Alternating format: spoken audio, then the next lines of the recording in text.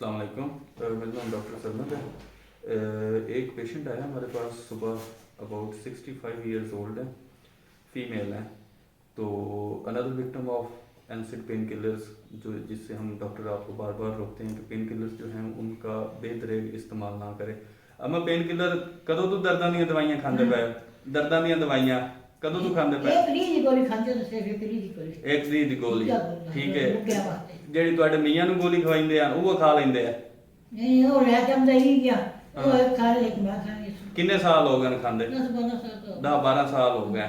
ਠੀਕ ਹੈ। ਪਖਾਨੇ ਕਦੀ ਕਾਲੇ ਆਏ ਹੋ? ਮੈਂ अब नहीं आया होना है ਹੁਣ ਕਾਲੇ ਪਖਾਨੇ ਆਏ हैं। हाँ दवाई ना चलो खाने का यार ठीक हो गया, ठीक है। ये देखा पेशेंट के जो हस्बैंड थे ना, उनको जॉइंट्स इशू थे और वो पेन किलर जो हमारे यहाँ चलते हैं वो ले रहे थे। तो अम्मा भी बगैर किसी डॉक्टर के मशवरे के वही पेन किलर 10-12 सालों से इस्तेमाल कर रहे हैं और वो यकीनी तौर पे एनसिड पेन किलर्स हैं, पैरासीटामोल तो हो नहीं सकती। तो जब हमने इनको देखा तो हमें बिल्कुल वो केस जो था ना वो गैस्ट्राइटिस का केस था। गैस्ट्राइटिस मतलब कि स्टमक के अंदर अल्सर बन गया जिससे खून रिस रहा है और खून रिसने की वजह से इनका जो पखाना है उसका जो कलर है वो चेंज हो रहा है।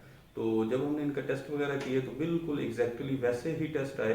थोड़ा बहुत इन्फेक्शन साइड से चल रहा था जैसे इनका आना चाहिए था। बाकी जो जितने भी टेस्ट इनके किए वो सारे नॉर्मल हुए। तो अभी इनकी इंशाल्लाह मेडिसिन शुरू करवाएंगे, 1 महीने बाद दोबारा बुलाएंगे तो इंशाल्लाह तब तक ये काफ़ी बेहतर हो चुकी होंगी। तो जब भी ये एनसिड पेन किलर्स हैं, कुछ दिन पहले भी एक वीडियो आप लगाई थी हमने जिसमें ब्रेक्सन है, डिक्लोरैन है, निम्स है, इस तरह एक लंबी चौड़ी लिस्ट है, सिनफ्लेक्स है।